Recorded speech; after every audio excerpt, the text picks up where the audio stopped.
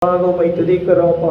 நீர் சிறந்தவர், நீர் பரிசுத்தர், நீர் மேலானவர், நீர் கிருபை நிறைந்தவர், நீர் எங்களிடத்தில் அன்பு கூறுகிறவர், இரக்கத்தை வைக்கிறவர், தயவா எங்களை நடத்துகிறவரே உம்மை துதிக்கிறோம்ப்பா. இயேசுவே உமக்கு நன்றி செலுத்துகிறோம். தகப்பனே உமக்கு நாங்கள் நன்றி செலுத்துகிறோம்ப்பா. கடந்த மாதங்கள் எல்லாம் கிருபையா எங்களை காத்துக்கொண்டு இயேசுவே உமக்கு நன்றி ராஜா, உமக்கு நன்றி ராஜா. எங்களை ரட்சித்து எங்களை நடத்தி வந்தீரே உமக்கு நன்றி செலுத்துகிறோம். எங்களை மீட்டு எங்களை நடத்தி வந்தீரே உமக்கு நன்றி செலுத்துகிறோம். 1000 தலைமுறை வரைக்கும் இரக்கத்தை வைத்திருந்தேன் என்று சொல்லி ஹalleluya. அப்பா, தாயின் கருவில் உருவாகும் முன்னே எங்களை தெரிந்தெடுத்த தேவாதி தேவனே உமக்கு நன்றி செலுத்துகிறோம். அப்பா, இந்த வருடத்தில் ஆண்டவரே ஸ்தோத்திரம், ஒரு மாதங்கள் கிருபையாய் முடிக்க செய்திருக்கிறீர் ஆண்டவரே. அப்பா, உமக்கு நன்றி செலுத்துகிறோம். எத்தனை நிந்தைகள், எத்தனை பலவீனங்கள், எத்தனை ஏமாற்றங்கள், எத்தனை கண்ணீர்கள், எல்லாவற்றின் மத்தியிலும் என் தேவனுடைய கரம் எங்களை விட்டு அசையாமல் இருந்ததற்காக ஹalleluya. கண்மணி போல எங்களை காத்து கொண்டதற்காக கண்மலையான தேவன் எங்களோடு கூட கடந்து வந்தீரே அப்பா, உமக்கு நாங்கள் நன்றி செலுத்துகிறோம். எங்களோடு கூட மாத்திரம் அல்ல, எங்க வாழ்க்கையோடு கடந்து வந்தீர் உமக்கு நன்றி ராஜா. எங்க பெற்றோர்களோடு கூட கடந்து வந்தீர் நன்றி ராஜா. எங்கள் உடன்பிறப்புகளோடு கடந்து வந்தீர் உமக்கு நன்றி செலுத்துகிறோம். எங்க பிள்ளைகளோடு, எங்கள் கணவன் மனைவியோடு கூட நீர் கடந்து வந்தீர் அப்பா, உமக்கு நன்றி செலுத்துகிறோம். இயேசுவே உமக்கு நன்றி செலுத்துகிறோம். தேவனுடைய வார்த்தையின் பிரகாரமா இந்த மாதத்தின் துவக்கத்தை உம்முடைய அன்பின் கரங்களை ஒப்பு கொடுத்து நாங்கள் கடந்து வந்திருக்கிறோம் அப்பா. வேதம் சொல்லி இருக்கிறது, உம்மாலே நான் ஒரு சேனைக்குள் பாய்வேன், உம்மாலே நான் ஒரு மதிலை தாண்டுவேன் என்று வேதம் சொன்னது போல ஆண்டவரே, இந்த மாதத்தின் என்னென்ன தேவைகள் எங்களை நெருங்குமோ தெரியலப்பா, என்னென்ன பாரங்களை எங்களை சூழ்ந்து கொள்ளுமோ, எங்களுடைய கஷ்டம் ஆண்டவரே ஸ்தோத்திரம், என்னென்ன கண்ணீர்கள், என்னென்ன நிந்தைகள் எங்களை மேற்கொள்ளுமோ எங்களுக்கு தெரியாத ஆண்டவரே. ஹalleluya. கோழி தன் குஞ்சுகளை கூட்டி சேர்த்து கொள்ளுகிற வண்ணமா போல ஆண்டவரே, கழுகு தன் சிறகுகளை தூக்கி சுமக்கிறது போல தகப்பனே, இந்த மாதத்தின் துவக்கத்தை உம்முடைய அன்பின் கரங்களில் ஒப்பு கொடுத்து நாங்கள் செபிக்க வந்திருக்கிறோம்ப்பா. இயேசுவே, நீர் எங்களை ஆயத்தப்படுத்துங்கப்பா. இந்த மாதம் முழுவதும் உம்முடைய கரம் எங்கள் மத்தியில கடந்து வருவதற்காக, உம்முடைய கரம் எங்களை நடத்துவதற்காக, உம்முடைய சத்திய வார்த்தைகளை எங்களை பலப்படுத்தி நடத்துவதற்காக ஆண்டவரே, மேக ஸ்தம்பமா அக்கினி ஸ்தம்பமா நீர் எங்களை கடந்து நடத்துவதற்கு இயேசுவே எங்களை ஒப்பு கொடுக்கிறோம். எங்களை ஒப்பு கொடுக்கிறோம். உள்ளான மனுஷனை எங்களை ஒப்பு கொடுக்கிறோம் ஆண்டவரே. அப்பா, எங்கள் ஆவி ஆத்துமா சரீரத்தை ஒப்பு கொடுக்கிறோம். என் தேவனுடைய கரம் பெருமையா எங்களை நடத்தி வரும்படியா இயேசுவே நாங்கள் மண்ணாய் இருக்கிறோம் என்பதை நினைவு கூறுகிறோம்ப்பா. ஆண்டவரே, என்னுடைய பலத்தால் எங்களால் ஓட முடியாத ஆண்டவரே, என்னுடைய சுயத்தால் எங்களால் எதையும் செய்ய முடியாத ஆண்டவரே. அப்பா, என் தோல் பலத்தால், என் பண பலத்தால், என் ஆண் பலத்தால் எங்களால் ஒன்று செய்ய முடியாத ஆண்டவரே. அப்பா, வானத்திலும் பூமியிலும் சர்வ வல்லமை உள்ள தேவன் நீர் அல்லவா தகப்பனே.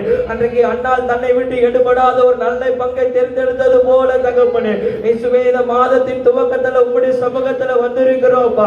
நீரே எங்களுடைய நம்பிக்கையா இருக்கும்படி கடந்து வந்திருக்கிறோம் ஆண்டவரே. இந்த மாதத்தில் எந்தவித சூழ்நிலைகள் வந்திருக்கலாம் ஆண்டவரே, அப்பா வரலாம் ஆண்டவரே. ஆண்டவரே, மனிதர்களை நம்பி நாங்கள் போகாதபடிக்கு நீரே எங்களுடைய நம்பிக்கையாய் கடந்து வரும்படியாய் ஒப்பு கொடுக்கிறோம். நீரே எங்களுடைய தஞ்சமாய் இருக்கும்படியாய் கடந்து வருகிறோம். நீரே எங்களுடைய புகலிடமாய் இருக்கும்படியாய் கடந்து வருகிறோம்ப்பா.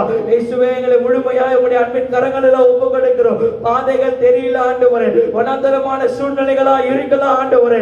ஆண்டவரே ஸ்தோத்திரப்பா, இருளான வாழ்க்கையா இருக்கலாம் ஆண்டவரே. இருளான பாதையில் வெளிச்சமாய் உதிக்கிறவன் நீர் அல்லவா தகப்பனே. நீதியின் சூரியன் உன்மேல் உதிக்கும் என்று சொல்லி ஆண்டவரே. ஹalleluya, ஹalleluya. வழிகளே இல்லாத இடங்களில் வழிகளை உண்டாக்குகிற தேவன் நீர் எங்களோடு கூட இருக்கிறீரப்பா.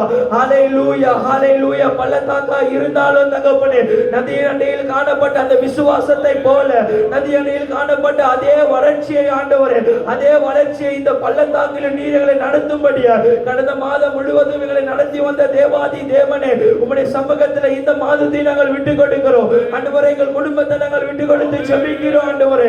எங்கள் பெற்றோர்கள் உம்முடைய அன்பின் கரங்களில் ஒப்பு கொடுக்கிறோம். எங்கள் கணவன் மனைவி உம்முடைய அன்பின் கரங்களில் விட்டுக் கொடுக்கிறோம் ஆண்டவரே. ஸ்தோத்திரம். எங்கள் சபையை விட்டுக் கொடுக்கிறோம். எங்கள் உடன்பிறப்புகளை விட்டுக் கொடுக்கிறோம். எங்கள் சபை விசுவாசிகளை விட்டுக் கொடுக்கிறோம். எங்கள் ஊழியத்தை ஒப்பு கொடுக்கிறோம். எங்கள் தேவைகளை ஒப்பு கொடுக்கிறோம். எங்கள் பலவீனங்களை விட்டுக் கொடுக்கிறோம். ஹalleluya, ஹalleluya. கடந்த வாரத்தில் கேட்ட செய்தியை போல தகப்பனே, நிறைவானது வரும்பொழுது குறைவானது ஒழிந்து போகும் என்று சொன்னது போல இயேசுவே, நீ நிறைவாய் கடந்து வருவீராக. இந்த மாதத்தின் துவக்கத்தில் நீ நிறைவாய் கடந்து வருவீராக. எங்கள் ஆவிகளை பலப்படுத்தி ஆண்டவரே இயேசுவே ஸ்தோத்திரம், உம்முடைய கரங்களில் ஒப்பு கொடுக்கிறோம் ஆண்டவரே. நிறைவாய் உம்முடைய பிரசன்னம் கடந்து வருவதாக ஆண்டவரே. நிறைவான உம்முடைய ஆவியானவர் கடந்து வருவதாக. நிறைவான உம்முடைய பலன் கடந்து வருவதாக ராஜா. சத்துருடைய சகல வல்லமைகளை மேற்கொள்கிற பலத்தை எங்களுக்கு கொடுப்பேன் என்று சொன்னவர் ஆண்டவரே. ஆண்டவரே, இந்த பிப்ரவரி மாதத்தை ஆண்டவரே ஜெயமாய் ஓடி முடிக்க என் தேவனின் பலத்தை கொடுப்பீராக ராஜா. ஹல்லேலூயா ஹல்லேலூயா. தகப்பனே ஒப்பு கொடுக்கிறோம் இயேசுவே, எங்களை ஒப்பு கொடுக்கிறோம் ஆண்டவரே. எங்கள் ஆவிக்குரிய பயணத்தை நாங்கள் ஒப்பு கொடுக்கிறோம் ஆண்டவரே. ஒரு புது வருடத்தை கொடுத்தீர் ஆண்டவரே. கடந்த மாதங்கள் நாங்கள் வீணாய் செலவழித்தது உண்டு ஆண்டவரே. சோர்ந்து போன நேரங்கள் உண்டு ஆண்டவரே. பலவீனப்பட்டு நின்ற நேரங்கள் உண்டு ஆண்டவரே. பின்னாட்டமாக ஆண்டவரே ஸ்தோத்திரம். கலப்பையின் மேல காலை வைத்துட்டு பின்னிட்டு பார்த்த காலங்கள் உண்டு ஆண்டவரே. ஹல்லேலூயா ஹல்லேலூயா ஹல்லேலூயா. நாங்கள் எங்களை விட்டு கொடுக்கிறோம் இயேசுவே, எங்களை நாங்கள் விட்டு கொடுக்கிறோம் அப்பா. உம்முடைய சமூகத்துல அர்ப்பணிக்கிறோம் ஆண்டவரே. எந்த மனுஷனும் தன்னை தானே சோதித்தறியணும்னு சொன்னீரே தகப்பனே. இந்த சோதித்தறிகிற நேரத்துல இந்த காலை பொழுதுல ஆண்டவரே எங்களை முழுமையாய் அர்ப்பணிக்கிறோம் ஆண்டவரே. இயேசுவே, எங்கள் ஆவி ஆத்தும சரீரத்தை ஒப்பு கொடுக்கிறோம் ஆண்டவரே.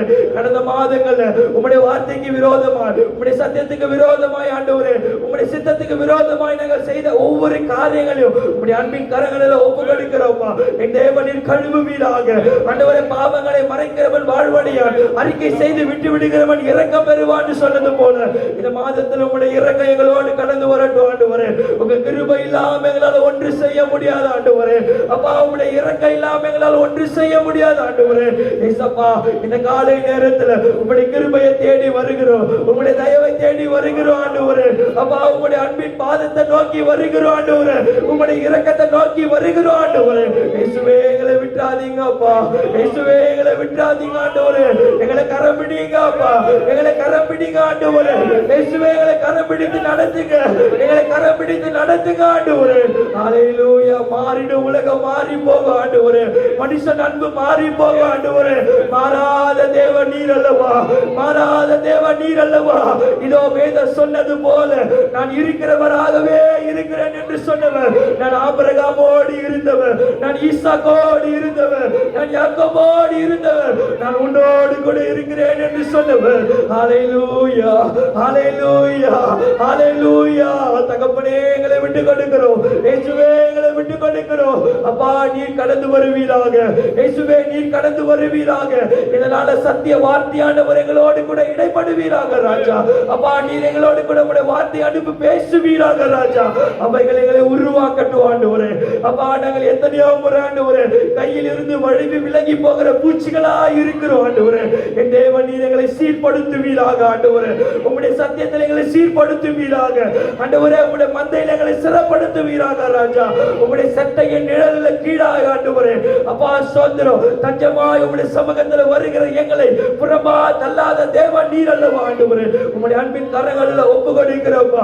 எங்களை நீர் நடத்துவீராக ராஜா ஆண்டவரே. ஒவ்வொரு நாளும் நீர் எங்களை நடத்துவீராக ஆண்டவரே. உம்முடைய சத்தியத்துக்கு நேராக எங்களை விட்டு கொடுக்கிறோம். உம்முடைய ஆளுகைக்கு நேராக எங்களை விட்டு கொடுக்கிறோம். உம்முடைய பராமரிப்புக்கு நேராக எங்களை விட்டு கொடுக்கிறோம் ஆண்டவரே. என் தேவன், நீர் பொறுப்பெடுத்துக் கொள்ளுங்க இயேசுவே. நீர் பேச போகிறதற்காக நன்றி செலுத்துகிறோம். உம்முடைய அன்பின் கரங்களில் ஒப்பு கொடுக்கிறோம் இயேசுவின் நாமத்தில் பிதாவே, ஆமென்.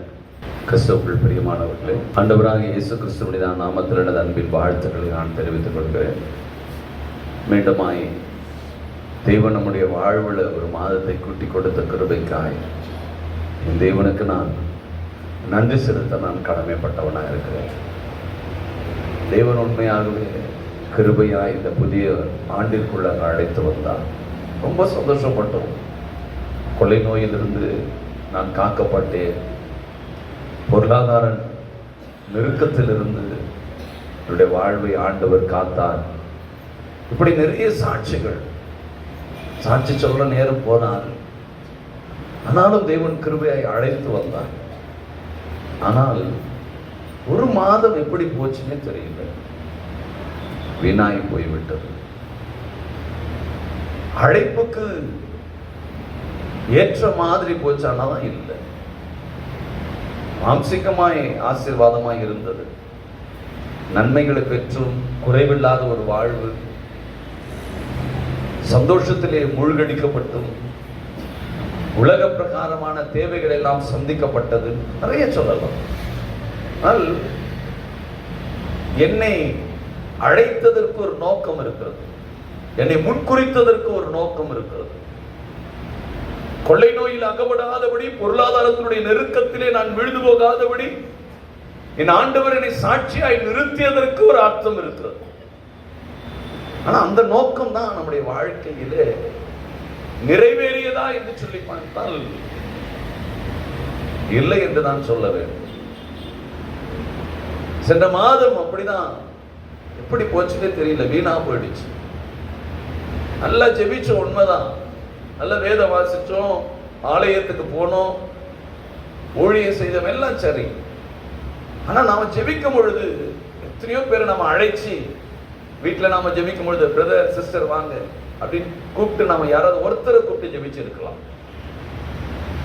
வேதம் வாசிக்கும் பொழுது யாராவது ஒருத்தரை கூப்பிட்டு பக்கத்துல உட்கார வைத்து அந்த வேத வசனங்களுடைய காதுல விழுற மாதிரி வாசித்து இருக்கலாம். எத்தனையோ காரியங்களுக்கு கூட்டாளிகளை நாம சேர்த்து கொடுக்கிறோம். நான் இந்த இடத்துக்கு போறேன், வரீங்களா அப்படின்னு சொல்லி யாராவது ஒருத்தர் அழைச்சு கொண்டு போறோம்.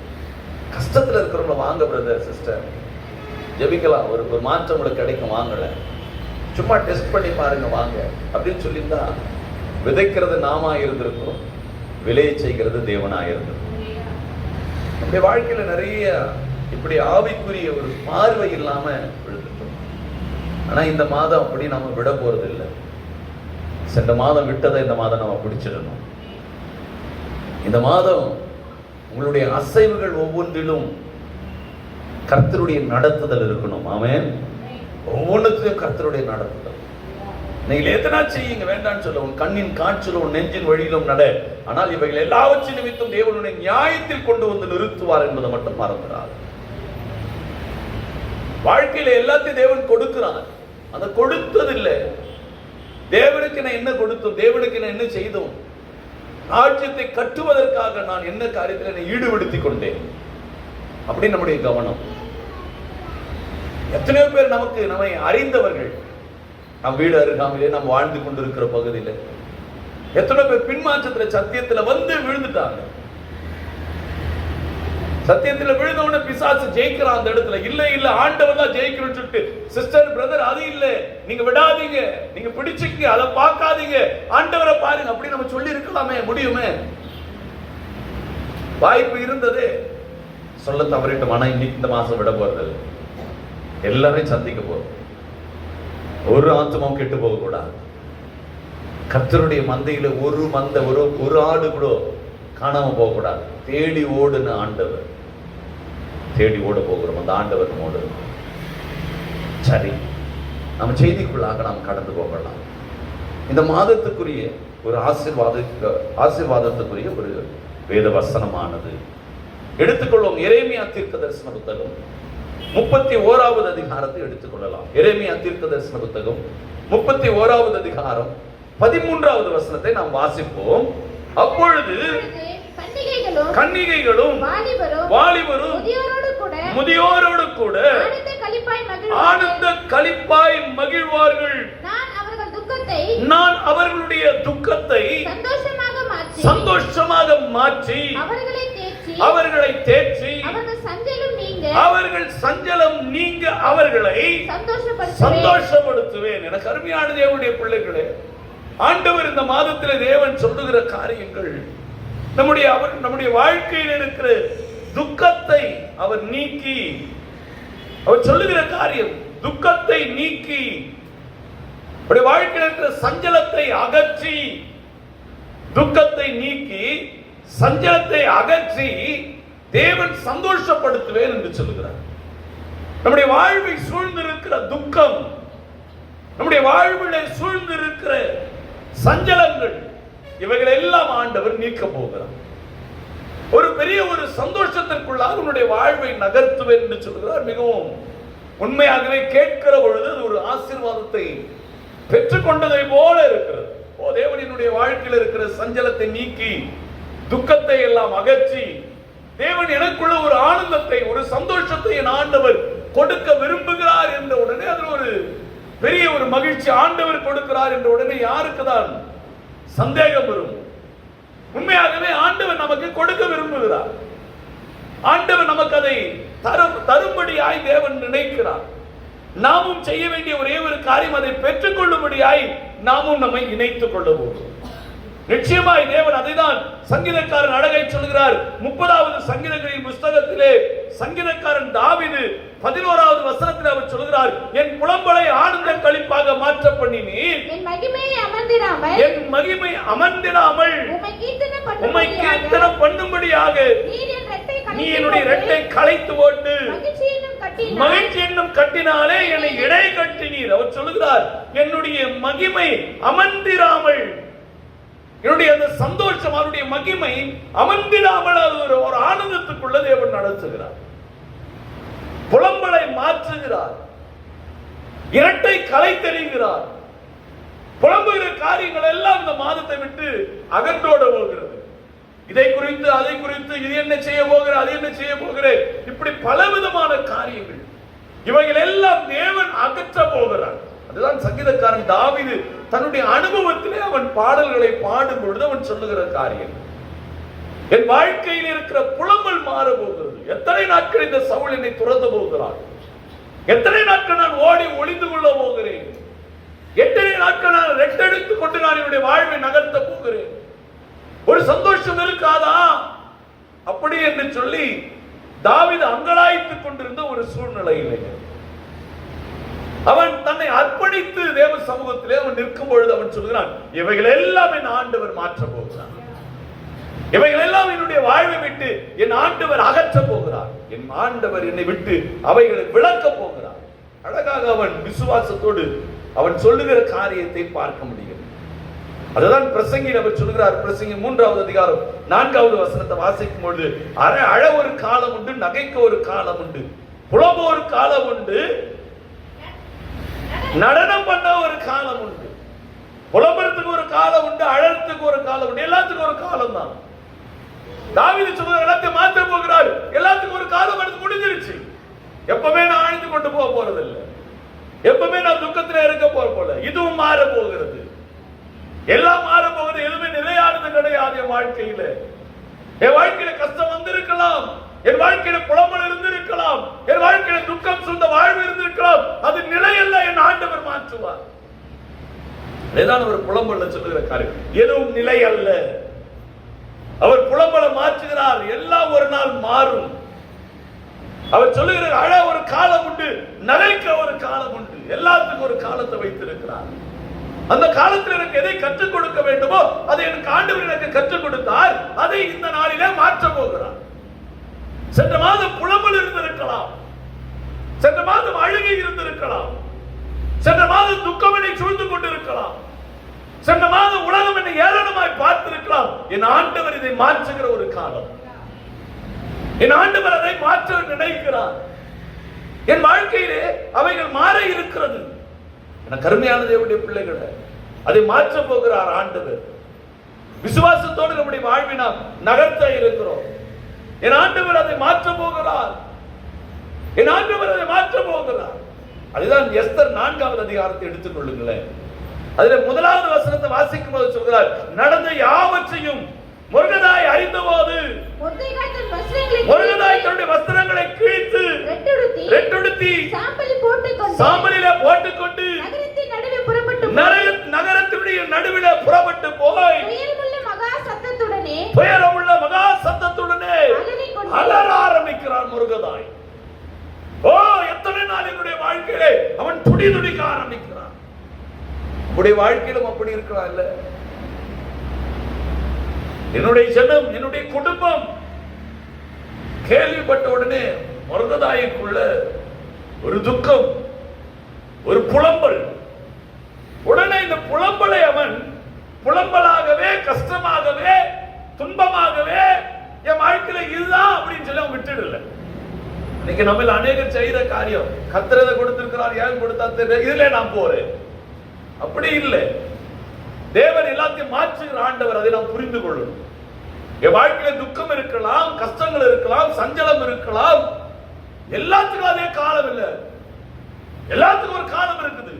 இந்த காலம் மாற்ற முடியும் என் ஆண்டவரால. எதையும் ஒரு நிலையாய் வைக்க மாட்டார், சிலதை அனுமதிப்பார். ஆனால் மொர்தெகாய் இதை அறிந்த உடனே தேவ சமூகத்திலே அவன் புலம்ப ஆரம்பிக்கிறான். அதே அதிகாரத்திலே 13-14வது வசனத்தை வாசித்து பார்ப்போம்.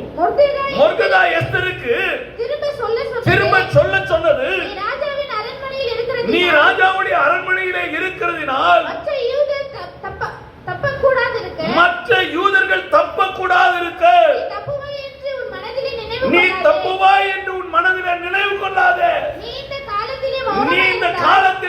மௌனமாய் இருந்தால் யூதருக்கு சகாயமும் ரட்சிப்பும் வேறொரு இடத்திலிருந்து எழும்பும். அப்பொழுது நீ உன்னுடைய தகப்பனுடைய குடும்பத்தாரும் அழிவீர்கள். நீ இப்படிப்பட்ட காலத்துக்கு உதவியாய் இருக்கும்படி உனக்கு ராஜமேன்மை கிடைத்திருக்கிறது அல்லவா? யாருக்கு தெரியும் என்று சொல்ல சொன்ன வாய்ப்பு உனக்கு கிடைச்சிருக்குது. உன் மூலமா கிடைக்கலாம் இல்லையா? இது அமர்ந்திருக்கிற காலம் அல்ல, எழும்புகிற காலம். அந்த துக்கத்தை மாற்றுகிற காலம், அந்த சஞ்சலத்தை மாற்றுகிற காலம், அந்த கண்ணீரை மாற்றுகிற காலம். இது அமர்ந்திருக்கிற காலம் அல்ல. மொர்தெகாய் கேள்விப்பட்ட உடனே எஸ்தரிடம் ஓடோடி வருகிறான். ஓடோடி வந்து, நீ விட்டுவிட்டா நீ தப்பித்துக் கொள்வாய் என்று நினைக்கிறாயா? நீ இப்படி அமர்ந்திருந்தால் ஜெயித்து விடுவாய் என்று நினைக்கிறாயா? அல்ல. ரட்சிப்பு வேறொரு இடத்திலிருந்து வந்துவிடும்.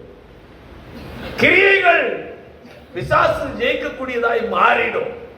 நீ அமர்ந்திருப்பாயானால், நீ மௌனமாய் இருப்பாயானால், நீ எழுப்பு. ரட்சிப்பு வேறொரு இடத்திலிருந்து வரப்போகிறது. மனிதனுடைய சூழ்ச்சி, பிசாசுடைய தந்திரங்கள் செயல்பட இருக்கிறது. எழுப்பு.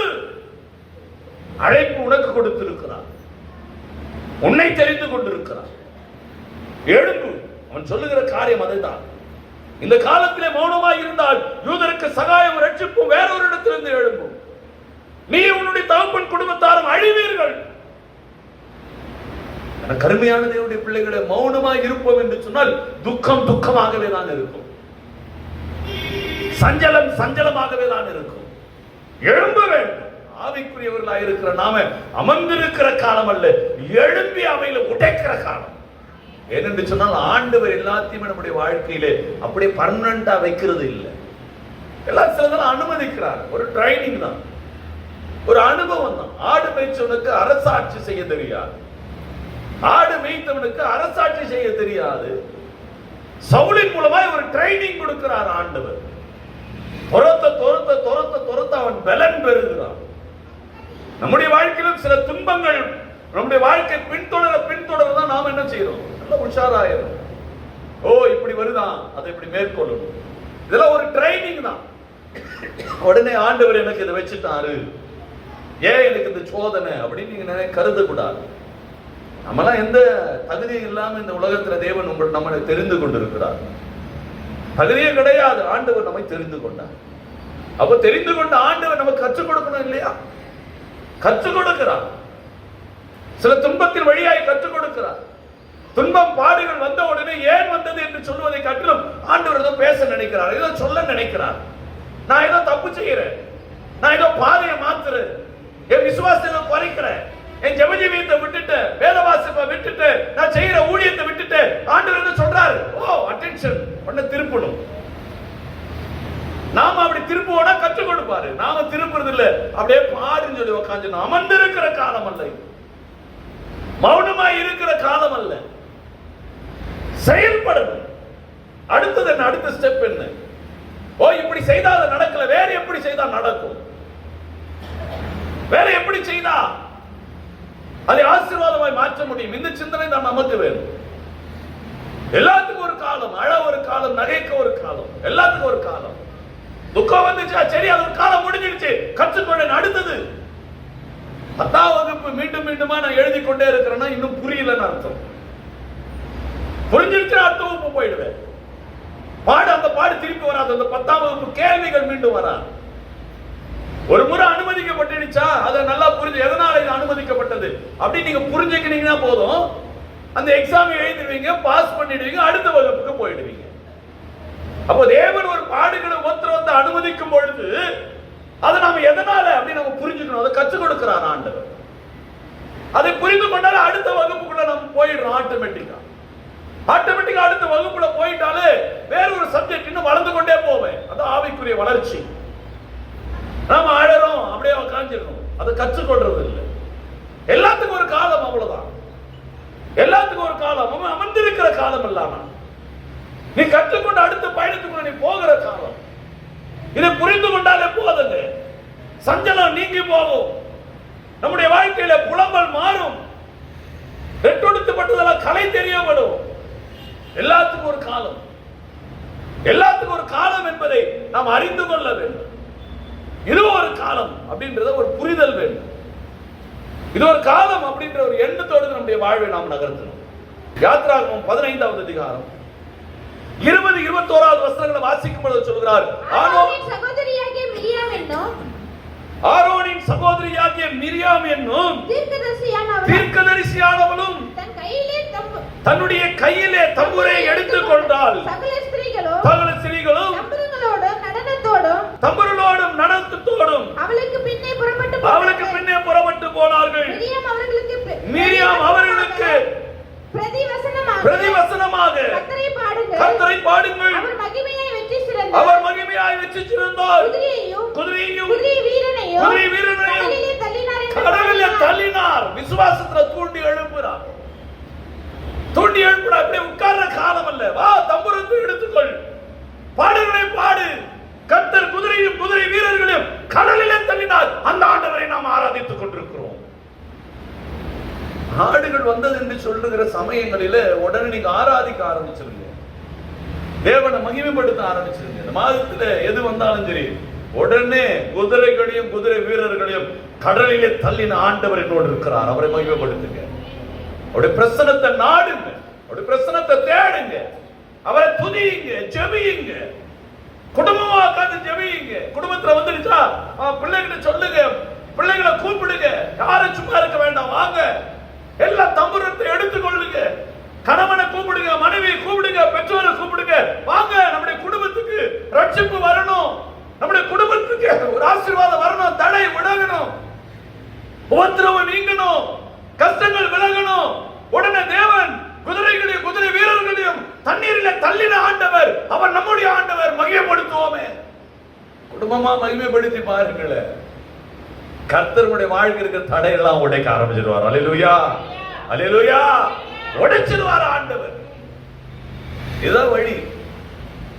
மாற்ற வருகிறது என்று சொன்னால் அதுதான் மாற்ற வருகிறது. துன்பத்தை நீக்குகிறார் ஆண்டவர், ஆனந்தத்தை கொடுக்கிறார் என்று சொன்னால் இது மேஜிக் ஷோ இல்ல. அப்படியே வீட்டுல போய் உட்காந்துட்டு அப்படியே வந்துருவது. அமர்ந்திருக்கிற காலம் எழுமணும், எழுமணும். நீங்க எழுப்பி பாருங்களேன். எழும்பாத வரைக்கும் தான் பிசாசு ஜெயிச்சுன்னு இருப்பான். எழும்பாத இருந்தா ரட்சிப்பு வேற ஒரு இடத்துல இருந்து வந்துடும். எழுப்பிடு. நீ துதிக்காதையே, ஜெபிக்காமே, ஊழியம் செய்யாம ரட்சிப்பு வேற ஒரு இடத்துல பிசாசு ஜெயிச்சிருவான். பாவம் விளையாட ஆரம்பிச்சிடும், சமாதானம் கெடுத்துரும். நீ ஒன்று சேரு, கூப்பிடு, எல்லாரையும் கூப்பிடு, தம்புரவை எடுத்துக்கொள்ளுங்க, பாடல் பாடி தேவனை மகிமைப்படுத்துங்க. கர்த்தர் ரட்சிப்பு கொடுக்க போறார். கர்த்தர் நம்முடைய குடும்பத்தை ரட்சிக்க போகிறார். கர்த்தர் தடைகளை உடைக்க போகிறார். கர்த்தர் வழிகளை திறக்க போகிறார். கர்த்தர் உயர்த்த போகிறார். நம்மை தேவன் மகிமைப்படுத்த போகிறார். கூடுங்க, ஒன்று சேர்ந்து ஆராதிங்க. குடும்பமா சபையா ஒன்று சேருங்க, ஒன்று சேருங்க. பிரதர் வாங்க, பிரதர் வாங்க, மாற்றம் வேணும், வாங்க, வேற எதையும் பார்க்காத. ரட்சிப்பு வேற ஒரு இடத்துல இருந்து எழும்பிடும். வேற ஒரு இடத்துல அந்த ஆத்துமா பிசாசு வீழ்ச்சிரும். அந்த சகோதரன் மித்திரம், அந்த சகோதரி மித்திரம், வாங்க சிஸ்டர், வாங்க பிரதர், போலாம். அதுதாங்க எழுப்புதலுக்கு காரணம், அதுதாங்க மாற்றங்களுக்கு காரணம், அதுதாங்க ஆசீர்வாதத்துக்கு காரணம். அமர்ந்திருந்தானாக்கா ரட்சிப்பு வேற ஒரு இடத்துல. நீ அமர்ந்திருக்கிற ஒவ்வொரு நேரமும் ரட்சிப்பு வேற ஒரு இடத்துல. அதான் எஸ்தரை பார்த்து மொர்தெகாய் சொல்ற காரியம். நீ ஜெயிச்சிருவ நினைக்கிறியா? விழுந்துருவ, அழிஞ்சிருவ, மரணம் வந்துடும். எழுப்பிடு, உன்னிய பிசாசு விழுந்துருவான். நீ நினைக்கலாம் நிற்கிற நீ விழாதபடி எச்சரிக்கிறார்கள். எழுந்துரு. மொர்தெகாய் எஸ்தரை எழுப்புறான். நீங்க இன்னொருத்தரை எழுப்புங்க, சிஸ்டர், பிரதர். கணவன் மனைவி எழுப்பணும், மனைவி கணவனை எழுப்பணும், பெற்றோர்கள் பிள்ளைகளை, பிள்ளைகள் பெற்றோரை, உடன்பிறப்புகளை, சபை மக்களை, உன் ஜெபிக்கிறதுக்கு தோதுவா இருக்கிறவங்களை எழுப்புங்க. வாங்க பிரதர், சும்மா இருக்கிற வா போலாம், அவங்கள போய் பார்த்துட்டு வரலாம். சும்மா இருக்கிற நேரம் நீங்க அங்க போயிட்டு வரலாம், அப்படி போயிட்டு வரலாம், ஒரு டைம் பாஸ்க்கு அப்படி போயிட்டு வரலான்றது ஒரு ஆத்மா போய் சந்தித்து வந்து பாருங்க. ஒரு பெரிய ஒரு விடுதலை, ஒரு பெரிய ஒரு எழுப்புதல் அந்த இடத்துல கிடைக்கும். அந்த இடத்துல சஞ்சலம் நீங்கும், அங்கதான் புலம்பல் மாறும், அந்த இடத்துலதான் கஷ்டங்கள்லாம் தீரும். நம்ம இன்னும் மௌனமா இருக்க முடியாது. மௌனமா இருந்தா நம்ம ஒரு நன்மையை நாம் பெற முடியாது. இது முதலாவது நாம் புரிந்து கொள்ளணும். புரிந்தவர்களாய் நம்முடைய வாழ்வை நகர்த்தணும். உபாகம் 30வது அதிகாரத்தை எடுத்துக்கொள்ளலாம்.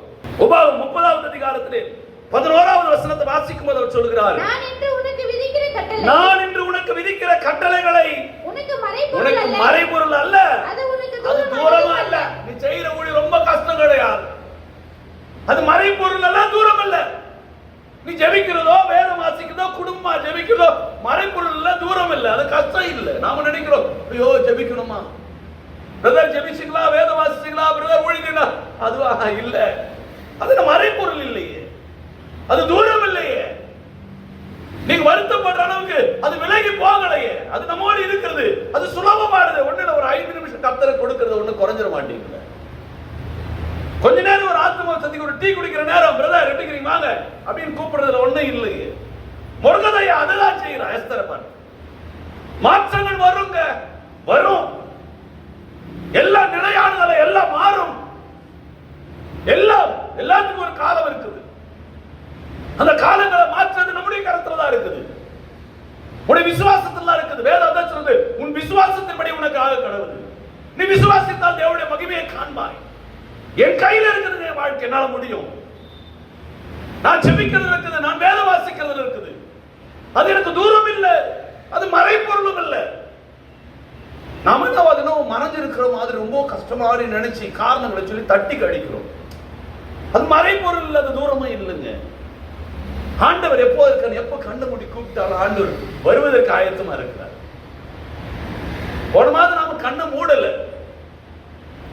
ஆண்டவர் மறந்திருந்தா நாம் ஒரேடியா கண்ணை மூடிட்டு இருப்போம். ஆண்டவர் நம்மை விசாரிக்கிறவராக இருக்கிறார், உறங்காமல் விழித்திருந்து நம்மை நடத்துகிற ஆண்டவராக இருக்கிறார். இதை நாம் புரிந்து கொள்ளல, அதனால் தூரம் போல மறைபொருளை போல நினைக்கிறோம். ரட்சிப்பு வேற ஒரு இடத்துல வந்துடும், மறந்துடாதீங்க. இது மௌனமா அமர்ந்திருக்கிற காலம் இல்லை, அது மறைபொருள் இல்லை, தூரம் இல்லை. இதை புரிந்து கொண்டால் நம்முடைய ஆவிக்குரிய வாழ்க்கை பயணத்தை வெற்றி உள்ள ஒரு பயணமாய் மாற்ற முடியும், ஆசீர்வாதமா மாற்றிக்கொள்ள முடியும், சாபங்களை மாற்றிக்கொள்ள முடியும், சஞ்சலங்கள் தவிப்பெல்லாம் விலகும், புலம்பல் மாறும், இரட்டை களை தெரியப்படும். அதுதான் சங்கீதக்காரன் தாவீது அழகை சொல்கிறார். 16வது சங்கீதங்களின் புஸ்தகத்தை எடுத்துக்கொள்ளலாம். 16வது சங்கீதங்களின் புஸ்தகத்துல 8, 9வது வசனங்களை வாசிக்கும் போது சொல்கிறார், கர்த்தரை எப்பொழுது எனக்கு முன்பாக வைத்திருக்கிறேன், அவர் என்னுடைய வலது பாரிசத்தில் இருக்கிறபடியால் நான் அசைக்கப்படுவதில்லை. ஆகையால் என் இருதயம் பூரித்தது, என் மகிமை களி கூர்ந்தது, என் மாம்சமும் நம்பிக்கையோடு தங்கி இருக்குது. எல்லாம் சந்தோஷம், மகிமை, ஆனந்தம், மகிழ்ச்சி. எப்பொழுது கர்த்தரை எனக்கு முன்பாக வைத்திருக்கிறபடியால் தேவனை வைத்து நடங்க, தேவனோடு நடங்க, தம்புரத்தை எடுத்துக்கொண்டு பாடுங்க, தேவனை துதியுங்க. அது தூரம் இல்லை, அது மறைபொருள் இல்லை. சந்தோஷம் என்னை சூழ்ந்து கொண்டது. தாவீது சொல்கிறார், எப்பொழுது வந்தது, ஏன் வந்தது? என் ஆண்டவர் நான் முன்பாக வைத்திருக்கிறேன், என் ஆண்டவர் வைத்து வாழ்வை நான் நகர்த்தி கொண்டிருக்கிறேன். எல்லாம் மாறியது. எத்தனை நாள் சவுல் துரத்துவான், மாறியது. அதான் ஒரு ட்ரைனிங், அவ்வளவுதான். அந்த ட்ரைனிங்க்கு பின்பு தாவீதை வீழ்த்த முடியல. மரணம் அவன் சந்திக்கும் வரை அவன் அரசனாகவே வாழுகிறான். அதான் ஆவிக்குரிய ஆசீர்வாதமான ஒரு வாழ்வு, ஆவிக்குரிய ஆசீர்வதிக்கப்படுகிற வாழ்வு என்பது அதுதான். அதுதான் ஆவிக்குரிய வாழ்வு. நமக்கு புரியறதில்லை, புரியாம சில சமயங்களிலே நாம் என்ன தூரம் போல மறைபொருளை போல நினைச்சிடும். எல்லாம் நிலையானது இல்லை, எல்லாம் மாறும், மாற்றங்கள் உண்டாக்க முடியும். நீங்கள் விசுவாசித்தால், விசுவாசம் உனக்குள் இருந்தால், கர்த்தரை உங்களுக்கு முன்பாக நிறுத்தினால், மௌனமா நான் இருக்க மாட்டேன் அப்படின்னு சொல்லி நீங்க எழுப்புனா இதெல்லாம் நடக்கும். மாற்றம் வரும், உங்கள் வாழ்க்கையில மாற்றம் வரும். இதுல மாற்று கருத்து இல்லை. அதாவது சங்கீதக்காரன் தாவீது அழகை சொல்கிறார். 28வது சங்கீதங்களின் புஸ்தகத்திலே 7வது வசனத்தை வாசிக்கும் சொல்றார், கர்த்தர் என் பலனும் என் கேடகமாய் இருக்கிறார், என் இருதயம் அவரை நம்பி இருந்தது, நான் சகாயம் பெற்றேன். ஆகையால் என் இருதயம் களி கூர்ந்தது, என் பாட்டினால் நான் அவரை நான் துதிக்கிறேன். சகாயம் பெற்றுக் கொள்ளுகிறார். நான் சகாயம் ஆண்டவர் இடத்துல பெற்றேன். சகாயம் கிடைக்குங்க, சகாயம் நமக்கு கிடைக்கும், உங்களுக்கு கிடைக்கும். சகாயம் கிடைக்காதுன்னு நினைக்காதீங்க, சகாயம் உனக்கு கிடைக்கும். ஐயோ எப்பொழுதுமே இதே கஷ்டம் தான், இதே பாடுகளா? சில சொன்னாங்க, இல்ல பிரதர் இந்த கஷ்டம் நீங்களும் பாக்குறேன், ஏதாவது ஒரு விதத்துல மீண்டும் மீண்டும் என்ன அட்டாக் பண்ணினே இருக்கு. இதுல இருந்து வந்துட்டா போதும் நான் நிம்மதியா இருப்பேன்னாக்கா அது ரொம்ப தூரமான காரியம் இல்லை, அது மறைபொருள் இல்லை. நீ விழித்திராமல் இருக்கிற, வேற ஒண்ணு இல்லை. நீ மௌனமா இருக்கிற, வேற ஒண்ணு இல்லை. வாய் விரிவாத்துற, அதை ஆண்டவன் நிரப்புவார். நீ எழும்பு. நீ எழும்பாதெல்லாம் ரட்சிப்பு வேற எங்கோ வருகிறது. அதுல பிசாசு விளையாடுது, அதுல மனிதனுடைய சூழ்ச்சிகள் விளையாடுது. நீ எழும்பு, எழும்பு, தம்புரை எடுத்துக்கொள். தேவன் குதிரைகளையும் குதிரை வீரர்களையும் கடலில் தள்ளினார் ஆண்டவர். அவர் நம்ம மட்டும் தனியா விட்டுடுவாரா? நம்முடைய வாழ்க்கையிலும் தேவன் அப்படி ஒரு ஆசீர்வாதத்தை, பாதுகாப்பு, விடுதலையை, நன்மையை கொடுக்க மாட்டாரா? கொடுப்பார், மாற்றங்களை கொடுப்பார், நிச்சயம் உனக்கு கொடுப்பார். அதை கேட்டுக்கொண்டு நீ யாராயிருந்தாலும் உனக்கு கொடுப்பார். எந்த நிலையில் உன் வாழ்வார்கள் அதை கொடுப்பார். நம்ம கையில தான் இருக்குது. நாம தான் என்ன செய்கிறோம்? வேறு எண்ணங்களோடு நம்முடைய வாழ்வை நகர்த்தி விடுகிறோம். விழிப்பாயிருங்க. அதுதான் சங்கீதக்காரன் தாவீது சொல்கிறார் 4வது சங்கீதங்களின் புஸ்தகத்தில் 7வது வசனத்தை வாசிக்கும் பொழுது அவர் அழகாய் சொல்லுகிற காரியம், அவர்களுக்கு தானியமும் திராட்சரசமும் பெருகி இருக்கிற காலத்தின் சந்தோஷத்தை பார்க்கிறோம். அதிக சந்தோஷத்தை என் இருதயத்திலே தந்தீர். அதிக சந்தோஷத்தை என் இருதயத்திலே தந்தீர். தானியத்தினால கிடைக்கிற சந்தோஷத்தை காட்டிலும் ஒரு பெரிய சந்தோஷம். உலகத்திலே வீடு கட்டிட்டு, காரு வாங்கிட்டு, நான் அதை செஞ்சுட்டு, இந்த சந்தோஷத்தை காட்டில பெரிய சந்தோஷம் இதயத்திலே ஆண்டவர் கொடுக்கிற சந்தோஷம் தான். எல்லாத்தையும் பெற்றிருக்கிறேன். வசதி வாய்ப்பு இருக்கிறவங்க போய் கேட்டு பாருங்களேன். வீடு கட்டிட்டு இருப்பான், நல்ல வசதி, பிள்ளைகளுக்கு சொத்தை சேர்த்துட்டு இருப்பான், பேங்க்ல கேஷ் இருக்கும், நகை நெட் இருக்கும், எல்லாம் இருக்கும். சந்தோஷமா இருக்கிறியா? இல்ல. என்ன பண்ற சந்தோஷம்? இன்னொரு வீடு கட்டலான்னு இருக்கு. ஆனா 10 வீடு கட்டுவான், ஆனாலும் முடியாது. சொத்து மேல சொத்து சேர்த்துல இருப்பான், ஆனா அந்த சந்தோஷம் கிடைக்காது. சந்தோஷம் கிடைக்காது. நமக்கு முன்னால முதலமைச்சர் மரித்து போன முதலமைச்சர் நினைத்து பாருங்க, அவ்வளவு சொத்து, அவ்வளவு ஆஸ்திகள், அதிகமா சொத்து இருக்குதுன்னு சொல்லிட்டு ஒரு வழக்கு வேற தொடுத்தார்கள். அவ்வளவு இருந்தது. என்ன சந்தோஷத்தை கண்டாங்க? அந்த சொத்தெல்லாம் கூறு போட்டு வித்துன்னு இருக்கிறாங்க. அந்த அம்மாவுக்கு 4 பிள்ளைன்னு சொல்லி நிறைய குழந்தைங்க எழுப்புது. வாழ்க்கையில என்னங்க சந்தோஷம் இருக்குது? என்ன சந்தோஷம்? ஆனா வேதம் சொல்லுகிறது, இதுல இருக்கிற சந்தோஷம் காட்டிலும் உன் இதயம் மகிழ்கிறது கர்த்தருக்குள்ள, அதுதான் சந்தோஷம். என் இதயம் ஒரு ஆனந்தத்தில் நிரப்பப்படுது பார், அதான் சந்தோஷம். அந்த சந்தோஷத்தை ஆண்டவர் கொடுப்பார். எப்ப கொடுப்பார்? நீ அமர்ந்திருக்காத, எழும்பிடு. மௌனமா இருக்காத. வாழ்க்கையில் எல்லாத்தையும் உடைக்க ஆண்டவரால முடியும். எல்லா மாற்றங்களையும் கொடுக்க ஆண்டவரால முடியும். தானியத்தை விட ஒரு பெரிய மகிழ்ச்சி, உலகத்தில் பொருளாதாரத்தை விட ஒரு பெரிய மகிழ்ச்சி ஆண்டவரால கொடுக்க முடியும். புரிந்து கொள்ளணும். அதுதான் சங்கீதக்காரன் தாவீது சொல்கிறார் 13வது சங்கீதங்களின் புஸ்தகத்திலே 5வது வசனத்தை வாசிக்கும் பொழுது அவர் சொல்கிறார், நான் உம்முடைய கிருபையின் மேல் நம்பிக்கையா இருக்கிறேன். நான் உம்முடைய கிருபையின் மேல் நம்பிக்கையா இருக்கிறேன். உம்முடைய ரட்சிப்பினால் என்னுடைய இருதயம் களி கூர்ந்தது. அந்த கிருபையின் மேல, தேவனுடைய கிருபையின் மீது நம்பிக்கை அவனுக்கு இருந்தது. அவருடைய கிருபை, கிருபையே கிருபையே அப்படின்னு பாட்டு பாடுறோமே, அந்த கிருபை மேல நம்பிக்கை. பாட்டு பாடிட்டு நம்ம நம்பிக்கை வேற ஒருத்தர் மேல போயிடும். பாட்டு ஒண்ணு பாடுறோம், நம்பிக்கை வேறொரு இடத்துல. காரணம், நம்ம அமர்ந்து இருக்கிறோம். ரட்சிப்பு வேற இடத்துல. பாட்டு மட்டும் பாடிட்டு உக்காஞ்சிடும். இல்ல, எழும்பணும். எழும்புங்க. உங்களை கொண்டு உங்க பகுதியை அசைப்பார். உங்களை கொண்டு ஒரு கூட்டத்தை தேவனால உருவாக்க முடியும். ஆமென். நிச்சயமா உருவாக்குவார். முடியாத ஒண்ணுமே இல்லை. என்ன கொண்டு நடத்துவார்? சொல்லுங்க, ஒவ்வொருத்தரும் நீங்க சொல்லுங்க, என்ன கொண்டு ஆண்டவர் நடத்த போறார்? எங்கெங்கயோ போய் ஊழியம் செய்ய முடியல, நான் இருக்கிற பகுதியில் ஊழியம் செய்யறேன். ஒரு எழுப்புதல் நான் கொடுக்க போகிறேன். அதுக்காக போய் சொல்லி நாங்க தான் நல்லவங்க, நீங்க சண்டை போடுறதுக்கோ உங்களை உயர்த்துறதுக்கோ அல்ல, போட்டி போடுறது இல்லை. அந்த இடத்துல உங்களை தாழ்த்துக்கு நான் கிடையாது சிஸ்டர், பிரதர், நான் இல்லை. ஆண்டவர் ஜெபிச்சு ஆண்டவர் நடத்தினார், உங்களை நடத்துவார். அந்த தாழ்மை உள்ளவனுக்கு தான் தேவனுடைய கிருபை பொழுது.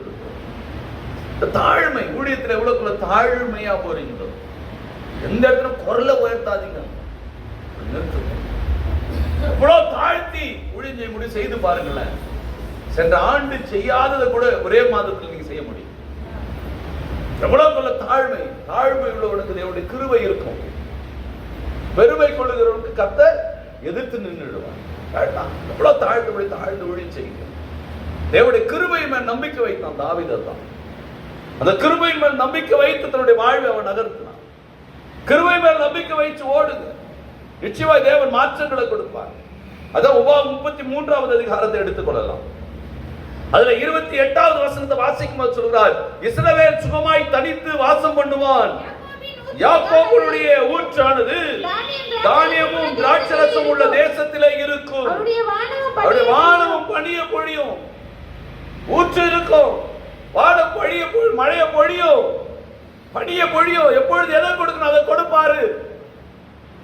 எப்பொழுது எதை கொடுக்கணும் அந்த நேரத்தில் அதை கொடுப்பாரு. ஆனா நாங்க அமர்ந்து இருந்துட்டு சோம்பேறிக்கு நாம என்ன செய்வோம்? எதுவும் செய்ய மாட்டார் ஆண்டவர். சோம்பேறியா இருக்கிற ஆவிக்குரியக்காரர்கள் எழுப்புங்க, ரிஸ்க் எடுங்க, கொஞ்சம் உங்களை ஈடுபடுத்துங்க. இல்லைனாக்கா வேறொரு இடத்துல இருந்து வந்துடும். ஆனால் தேவன் எல்லாத்தையும் மாற்றுவார். கேட்ட சத்தியத்தின் நுகத்தை மாற்றுவார், சஞ்சலத்தை நீக்குவார். தேவன் புலம்பல மாற்றுவார், ரெட்டுடுத்தீரதை கலைப்பார். எல்லாத்துக்கும் ஒரு காரணம், எல்லாத்துக்கும் ஒரு காரணம். எல்லாம் எதுவும் நிலையானது இல்லை, எல்லாம் மாறும், எல்லாம் மாறும். முருகதையாய் தன்னுடைய எஸ்தருக்கு போய் அவர் சொன்ன ஒரு செய்தி அதுதான், மாறும், எழுந்திரு. அமர்ந்திருக்கிற காலம் இல்ல, மௌனமா இருக்கிற காலம் அல்ல, எழுந்திரு எஸ்தர். நீ இப்படியே இருந்தா ரட்சிப்பு வேற இடத்துல வந்துடும். கிரியைகள்ல பிசாசு நுழைஞ்சிரும், மனுஷன் நுழைஞ்சிருவான் குடும்பத்துல.